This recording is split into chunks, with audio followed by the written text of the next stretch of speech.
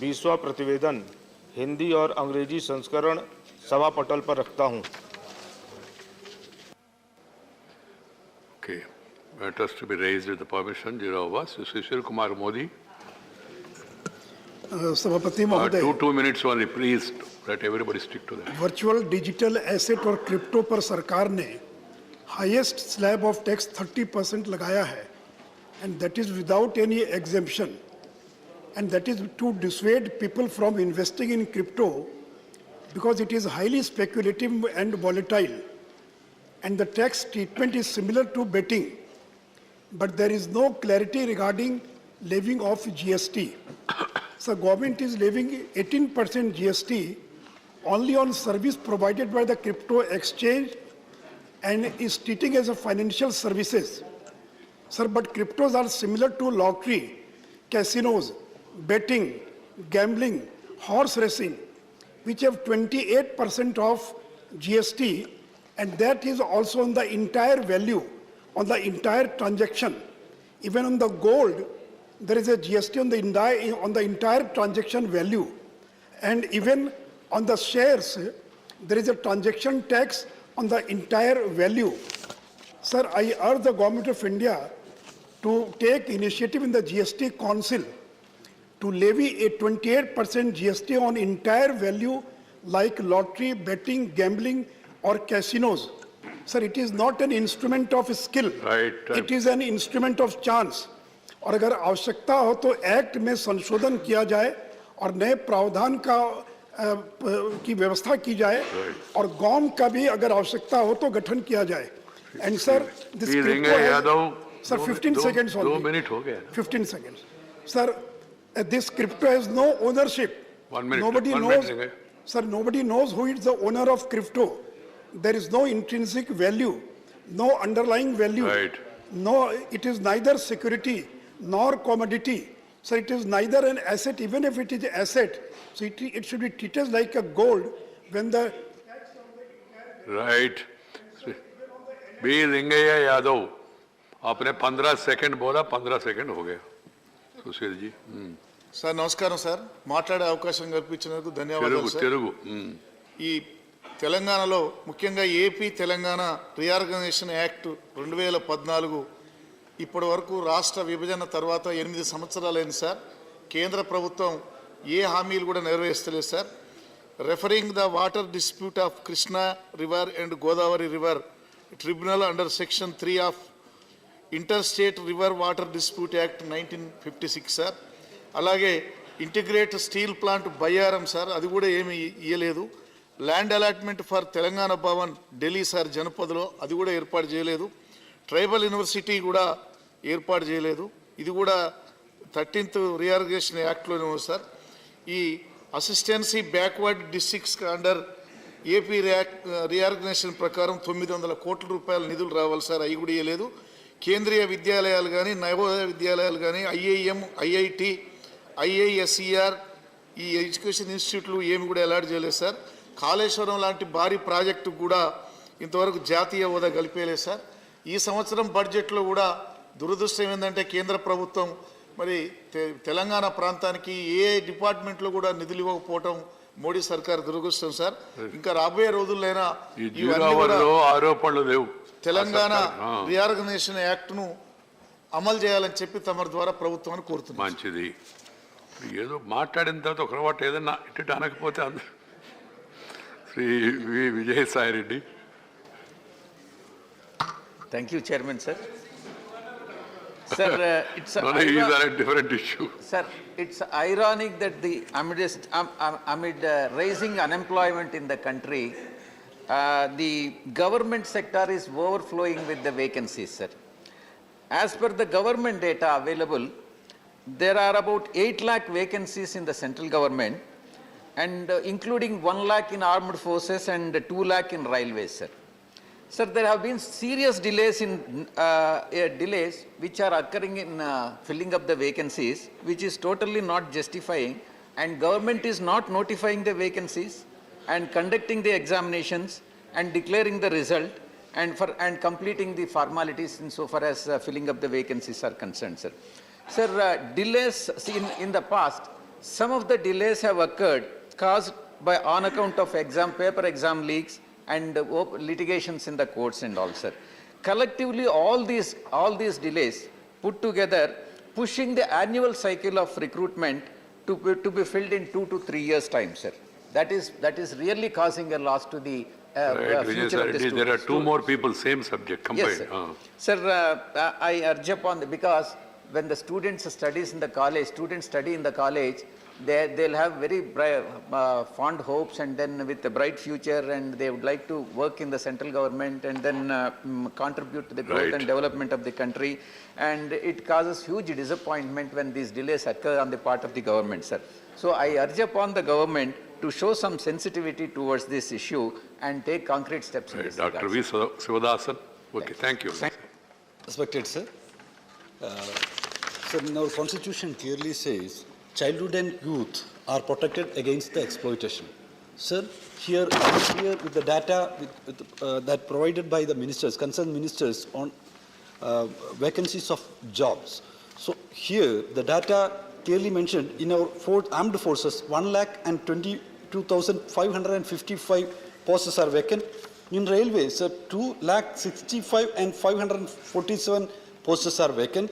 And in our gazetted officers post, 80,752 posts are vacant.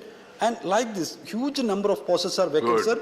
Total around 30 lakh posts are vacant in the government sector. So these things you please consider.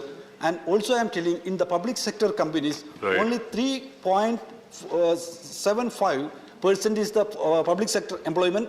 So Right, it will these things seriously consider and address the issues of youth, sir. Thank you. CMV Shreyams Kumar, whoever want to associate, they Sir, have Gallery to 4. Huh? Gallery 4, sir. Gallery 4, Shreyams So Kumar. it's been told in the parliament that 8 lakh central government posts are vacant and about 3 lakh posts are vacant in Indian Railways, sir. When our unemployment rate is touched almost 8% in December, according to the Center for Monitoring Indian Economy. Right. So I urge the government to take necessary steps, urgent steps to fill the sanctioned post on a war footing so that our youth gets employment. Thank you, sir. Thank you, Shreyams Kumarji. Sri Neeraj Rangi, I'm sorry I missed you and I thought you were not there. बहुत बहुत धन्यवाद माननीय सभापति महोदय। आपके माध्यम से बहुत महत्वपूर्ण मुद्दा जो है मैं सदन से साझा करना चाहूँगा। माननीय उच्चतम न्यायालय द्वारा गोडावन एवं खरमोर पक्षी के संरक्षण हेतु राजस्थान एवं गुजरात सरकार को निर्देशित किया गया है कि गोडावन के विवरण क्षेत्र प्रायोरिटी एवं पोटेंशियल एरिया में सभी लो वोल्टेज लाइनों को भविष्य में भूमिगत रखा जाए एवं वर्तमान लो वोल्टेज लाइनों को भूमिगत किया जाए। सभी हाई वोल्टेज लाइनों पर तुरंत बर्ड डाइवर्टर लगाए जाएं, वर्तमान ओवरहेड लाइनों की फिजिबिलिटी स्टडी की जाए और यदि संभव हो तो लाइनों को भूमिगत किया जाए। जहां तकनीकी रूप से भूमिगत किए जाने में समस्या हो, सुप्रीम कोर्ट द्वारा गठित कमेटी से परीक्षण कराया जाए। भविष्य में बनाई जाने वाली सभी ओवरहेड लाइनों की तकनीकी रिपोर्ट का परीक्षण भी इसी कमेटी द्वारा करवाया जाए। Right. चूंकि पश्चिमी राजस्थान में अक्षय ऊर्जा देश की कुल संभावित क्षमता का 15% है। साथ ही यह क्षेत्र गोडावन का निवास स्थल भी है जो एक लुप्त प्राय प्रजाति है। यह क्षेत्र गोडावन के विचरण क्षेत्र में प्रतिबंध एवं लाइनों के भूमिगत किए जाने से राज्य के वर्ष 2025 तक के लक्ष्य के घोषित अक्षय ऊर्जा लक्ष्य 37.5 गीगावाट एवं वर्ष 2030 तक 450 गीगावाट के राष्ट्रीय लक्ष्यों की प्राप्ति पूरी करने में प्रभावित होगा। इस निर्णय से लगभग 50 से 60 नीरज जी, गीगावाट। आपका मांग क्या है, सुझाव क्या है? Time I am coming to the point sir. Coming by the time लाइनों के भूमिगत किए जाने के विभिन्न प्रकार के तकनीकी, व्यवहारिक एवं सामाजिक, आर्थिक, वित्तीय एवं कानूनी समस्याएं हैं। अतः यह अक्षय ऊर्जा क्षेत्र की वृद्धि को पूरी तरह प्रभावित करते हैं। अतः निवेदन है कि इस प्रकरण की सुप्रीम कोर्ट में स्पष्टीकरण, संशोधन एवं पुनर्विचार हेतु पैरवी की जाए। Thank you. Doctor Fauzia Khan, Lok Sabha. Thank you very much sir. मैं वक्फ संपत्तियों के भूमि अतिक्रमण के संबंधित आप बैठ के भी बोल सकते मैडम। जी, मैं इस पर प्रकाश डालना चाहती हूँ। जिस तरह से बहुत ज़्यादा अतिक्रमण वक्फ संपत्तियों के ज़मीनों पर हो रहा है सर महाराष्ट्र वक्फ बोर्ड ने 14-15 FIR इस पे नोंद किए हैं पिछले 6 महीनों में। बहुत ज़्यादा अतिक्रमण बढ़ने की वजह से मुझे ऐसा लगता है सर कि हमारा जो वक्फ एक्ट 1995 है इसमें प्रावधान है एनक्रोचमेंट हटाने का, लेकिन वो बहुत कॉम्प्लिकेटेड है। वो प्रोसीजर्स इतने लंबे हैं कि जो बदमाशी करना चाहते हैं उनको फ्रीडम मिलता है कोर्ट केसेस करने का। तो महाराष्ट्र लैंड रेवेन्यू के धरती पर अगर समरी इंक्वायरी करके वक्फ बोर्ड के चीफ एग्जीक्यूटिव ऑफिसर को ये अधिकार दिया जाए तो ये प्रक्रिया सिंपल हो सकती है। तो मैं सरकार से ये विनती करना चाहती हूँ कि ये बदल हमारे एक्ट में लाया जाए।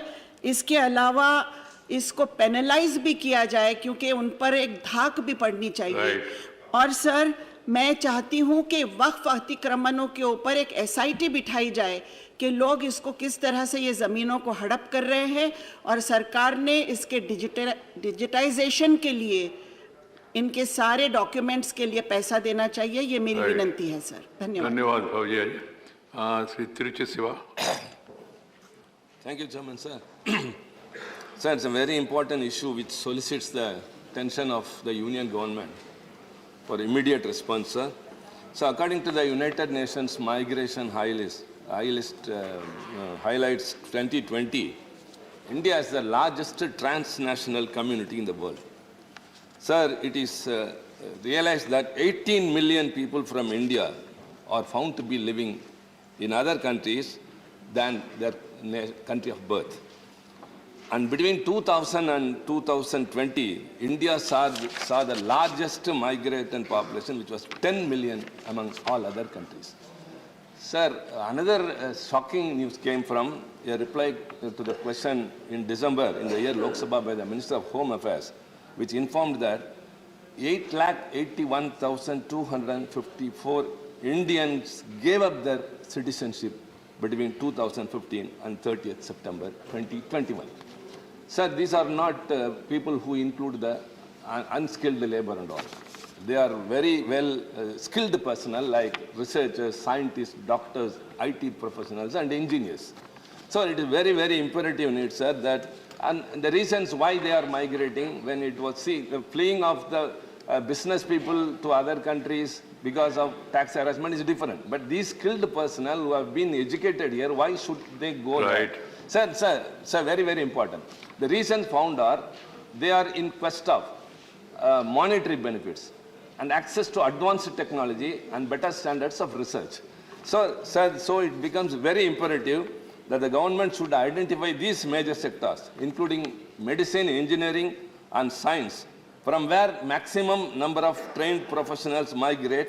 So appropriate steps have to be taken at the earliest and suitable employment opportunities to match their skills. Otherwise, they will be contributing to the GDP and development of other countries. Thank you. So our expenses towards education become meaningless. Right. Along with that, sir, the research fund allocation to the young and research scholars, old people also, should also be increased, and the administrative support should also be. Thank you, Shivaji. Sri Kanakamada Ravindra Kumar. Thank you, sir. In pursuance of the 73rd Amendment to the Constitution of India that was made to strengthen the rural local bodies, sir. Funds are granted by the central government to state governments for implementation of centrally sponsored schemes on several schemes. In a reply to Parliament question, it has been stated under 14th and 15th Finance Commission, 7,659.79 crores has been sent to the Gram Panchayat in the state of Andhra Pradesh from 2018 to 2021. But the sarpanchs in the state of Andhra Pradesh has stated that the funds are not available for implementing any work pertaining to the Gram Panchayats of 12,918 Gram Panchayats and their CFMS accounts showing zero balance in almost all Panchayats. Sir, in the year after election of the sarpanchs, rupees 3,045 crores and 969 crores has been withdrawn by the state government without informing the sarpanchs by the state government. Sir, this is a serious act of mismanagement of funds by the state governments. The funds allocated are meant for strengthening the basic amenities, sanitation, drinking water, supply of the street light, bare maintenance, sir. Rural economy in Andhra Pradesh is shambles. At the local self-government is unable to undertake various economic activities and welfare activities. People are not receiving any intended benefits due to the diversion of the funds, sir. Sir, even NREGA funds are also not utilized and were also diverted not for proper intended purposes. Sir, taking into consideration of all the above said facts, it is imperative upon the government to immediately intervene in the matter and do justice to the people of Andhra Pradesh, particularly who are residing in the rural areas, and strengthen the Gram Panchayat in the state of Andhra Pradesh. Thank you. Thank you, sir. Ravindra Kumarji. Dr. Amar Patnaik. Thank you, sir. Sir, Indian handloom and handicrafts is a part of the social, cultural and traditional tradition of India, the spiritual tradition of India. It is in fact our spiritual wealth. There is a need to protect this particular sector which has been languishing for a long time since the colonial rulers left India. So currently, as per the latest report of the Ministry of Textiles, about 35.23 lakh weavers are in this sector. 67% of them do not have an income as high as ₹5,000 rupees, and 26% earn between 5,000 to 10,000 as per the 4th handloom census report, sir. Sir, the main problem is the overarching policy measures under the Ministry of Textiles that are clubbed with powerloom products have not been fruitful. Sir, the budget provisions and budget announcements which have been made for the general textile sector are basically oriented towards helping the powerloom-based textile and not the handloom and handicraft-based textile. So the common weaver centers, they have not been successful in Kota and Pochampally. The MSME status, which was initially given to them, which has been given to them, doesn't work in the field because the people who are registering them are from our additional director of textiles of the textile departments, whereas MSME is a separate department. Okay. So therefore, there is a need to treat it as a niche product, look for niche market and try to increase their export base. So it is very important, therefore, to treat it as a part of the creative economy of this country and make a separate department of handloom and handicrafts in the Government of India. Thank you, sir. Srimati Priyanka Chaturvedi. Thank you, Honorable Chairman, sir.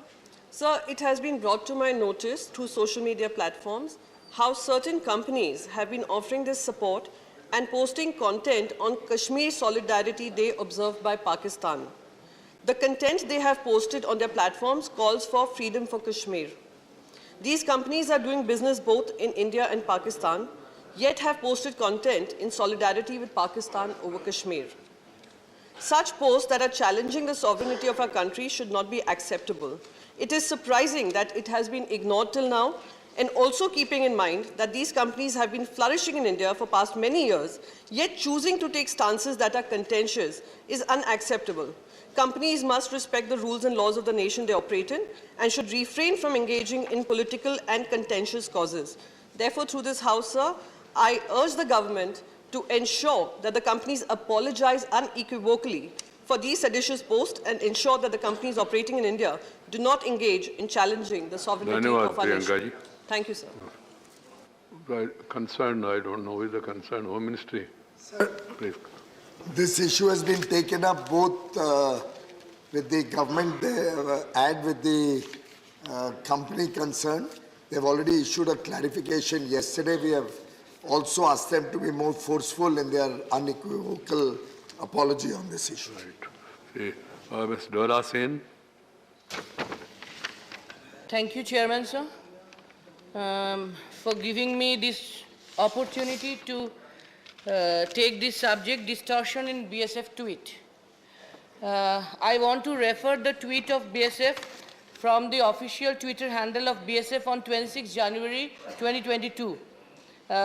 This 26 January 2022, in the afternoon, I have seen in my mobile a tweet from BSF on Twitter on the eve of Republic Day 2022 from official Twitter handle, twitter.com. It's written over there at https twitter.com/bsf_india/status/etc. Unfortunately, there are several BSF personnel from different states of our country in this tweet, and all the names of these different states are correctly mentioned over there. But only in case of West Bengal, North Bengal is written there instead of West Bengal. To be specific, I am referring the link and screenshot of the relevant part of that very BSF I hope video they clipping. will take note of it and correct it. I am astonished, I am shocked, I am hurt. It's a Right, very ma'am. serious issue, sir, of deep concern on behalf of our state, West Bengal. Right, ma'am. How can this type of distortion be Three. happened from official BSF Twitter handle, specifically on the glorious Republic Day, 26 January this year? I urge upon the central government, sir, to look into the matter sincerely and take action accordingly so that the constitutional right and the dignity of our state, West Bengal, Okay, and all other Dadaji. states too, may be restored. Right. Thank Yeah. you, Chairman. Okay. A concern will take note and then advise accordingly Home Ministry. The Abdul Wahab, Sri Abdul Wahab. Thank you, sir, for giving me a chance. Release of Indian citizens at deportation center in Saudi Arabia and other Gulf countries. Our minister is sitting here. I urge upon the minister and the ministry after this parliament to go to Gulf countries, especially Saudi and other Gulf countries. According to the information from the concerned authorities in Saudi, there are around hundreds of Indians, especially Keralites, stranded in the deportation center alone in Riyadh. Many of them are stranded due to small issues pertaining to the expiration of visas and other technicalities. All of them are looking forward to traveling to India as soon as possible. All those people are in prison. It has become difficult for them to get vaccinated, issue certificates. Just a second. They cannot travel to India as we have a rule in India not to let anyone travel from abroad without a vaccination certificate. I am sure there could be more Indians stranded in prison in other cities of Saudi Arabia, UAE, Kuwait and Qatar, Bahrain and other GCC countries. My demand is the External Affairs Ministry should immediately direct the Indian Embassy in Riyadh and other consulates in Saudi Arabia to coordinate with various active Indian associations and respective government authorities to develop a permanent solution by creating a special mechanism for the ease of travel to these Indians. Right, Wahabji. Sir, one more sentence. As if possible, give the same direction to all embassies and consulate in all GCC countries such as UAE, Kuwait, and Oman and Qatar. Our ministry is here. After this, he can go himself also and sort out the issues. He can go to Saudi. He can go anywhere. My ministry is sitting here. Okay, it's an important issue. Like, will you take note of it? Muraliji also is here, no? Both. Please, send your name. Sri Mahesh Poddar. You have only... Sir, thank you, sir. You have half a minute. Sir, with your permission, I would like to draw the attention of the government and this House regarding a human issue, atrocities faced by minorities, particularly Christians in the neighboring country, Pakistan. Sir, the share of minorities in Pakistan has decreased from around 14% of the population in 1951 to 3.5% now. Sir, these figures speak itself what is happening there. Sir, it is quite discomforting. Sir, recently, a Christian priest of about 75 years age was gunned down, and a church serving 300 Christian families in Pakistan, Karachi, was demolished by the people there, despite resistance from a civil society group and a warning from UN Human Rights Group. Sir, similar vandalism was carried out in temples and gurudwaras across the country. Sir, this is a testimony of the degrading situation of the religious minorities in Pakistan. Sir, according to US government on religious freedom, there is continued to be reports of attack in holy places, cemeteries and religious symbols of Hindu, Christians and Ahmadiyya. Sir, they are there not by choice, but they are by chance, because like 71 war atrocities were created on them. Now they should be protected. I urge upon the government to take up more vigorously at all international platforms to protect the interests of minorities there. Sri Hanumantaya. Hanumantayaji is there. Sir, in some recent incidents in Karnataka, certain education institutions have stopped girl students from the minority community from entering for wearing hijabs. Sir, Article 14 of our Constitution Please. guarantees equality for all. Article 25 guarantees free practicing of religion. Sir, in this case, these Muslim girls being stopped for wearing hijab.